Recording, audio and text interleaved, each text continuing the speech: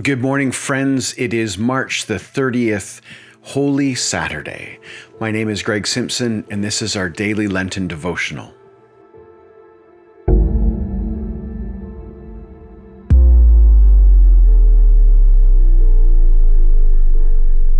Holy Saturday is indeed a strange and liminal space, an in-between time between Good Friday and Easter Sunday, and is a time when we are caught in our grief.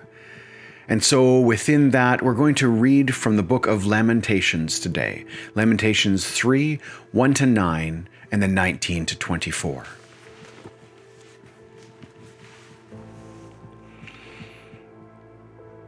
I am one who has seen affliction under the rod of God's wrath. He has driven and brought me into darkness without any light.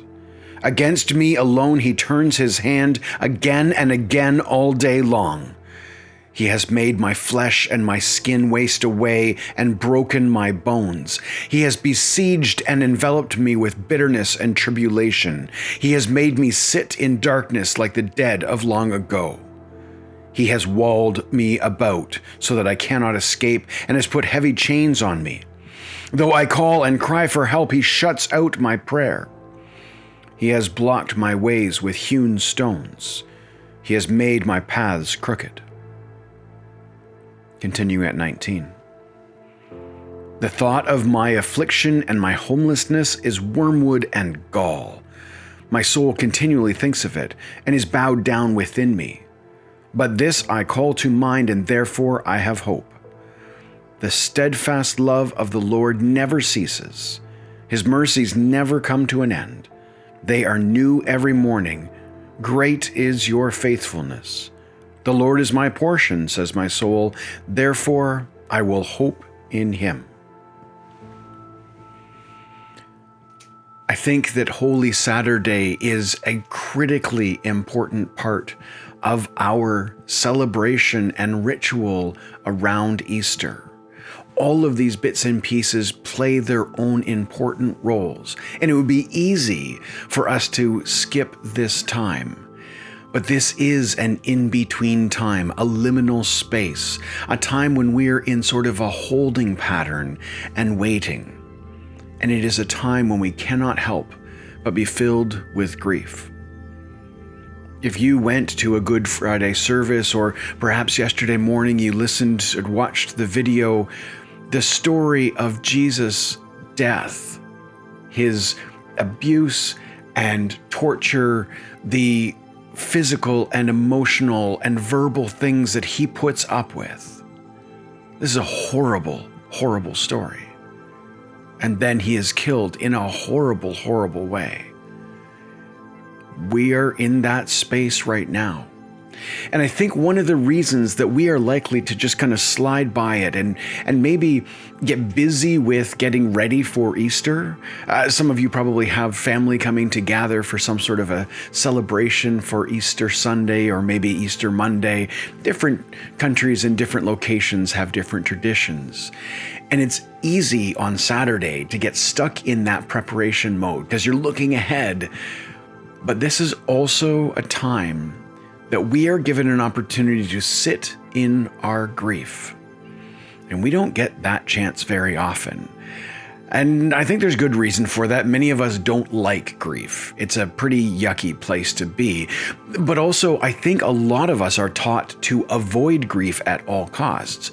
We don't think about it. We don't talk about it. We don't discuss death. We don't address things that we have lost. We just push on and move forward, squeeze those feelings down, ignore them, cover them up. Today we face grief.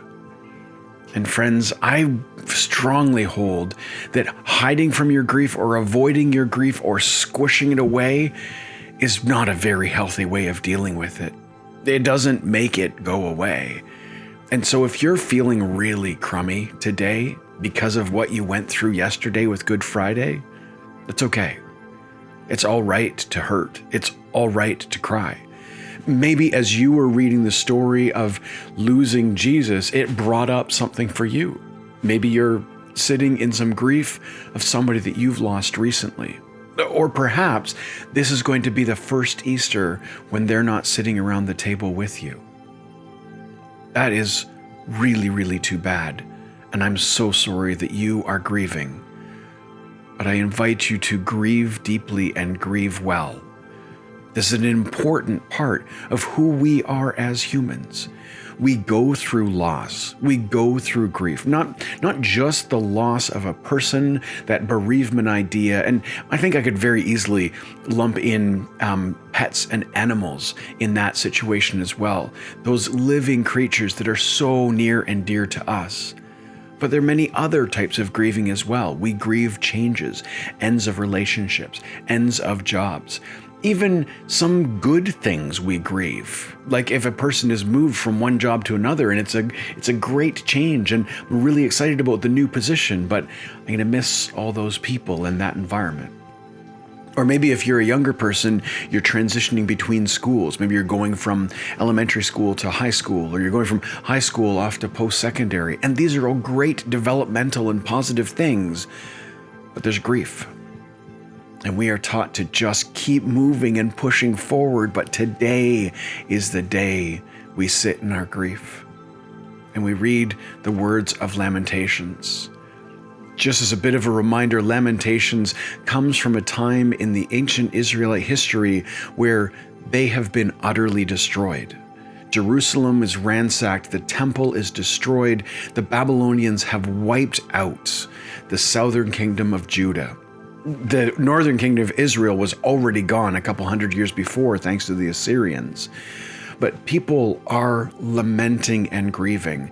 They're definitely grieving the loss of their loved ones. Many, many people died, and horrific deaths in the process.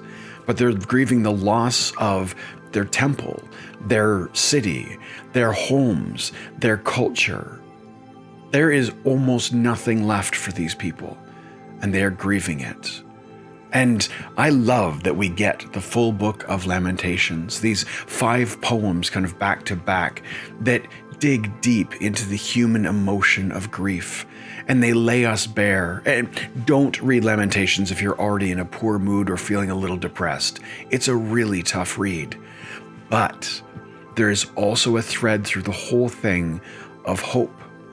Not some naive hope that says, oh, I'll just ignore this and move on. No, it's hope from within the grief.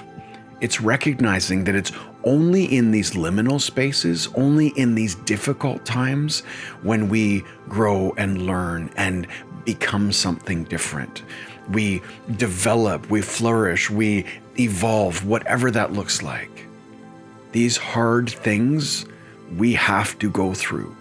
We're not meant to avoid them, but we are also invited, encouraged, even cajoled a little bit, I would suggest, to purposely look for hope. Grieve well and grieve deeply, but don't get stuck there. Process the grief, move through it, let it move through you, do the things that need to happen, but you are not your grief. It is a thing that is a piece of you, and all of what you have experienced with the person or the experience that you are grieving, that is all part of your history, and it informs you. But you are more than your grief. And so we find hope.